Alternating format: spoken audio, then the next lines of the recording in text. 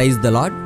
పరిశుద్ధ గ్రంథమైన బైబిల్ నుండి ఈరోజు ప్రశ్న: మీరు జీవాధిపతిని చంపితిరి గాని దేవుడు ఆయనను మృతులలో నుండి లేపెను అని ఎవరు అన్నారు? ఆప్షన్ ఏ పేతురు యోహాను, ఆప్షన్ బి యోహాను తోమా, ఆప్షన్ సి యోహాను మత్తీయ, ఆప్షన్ డి పేతురు ఫిలిప్పు.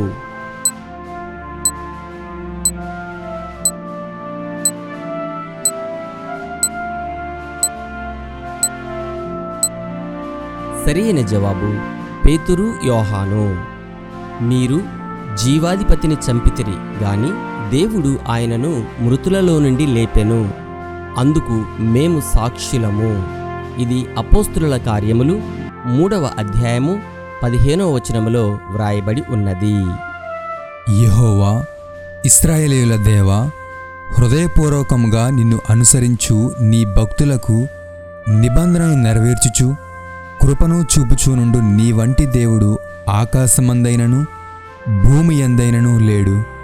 2వ దినవృత్తాంతములు 6వ అధ్యాయము 14వ వచనం. Have a nice day.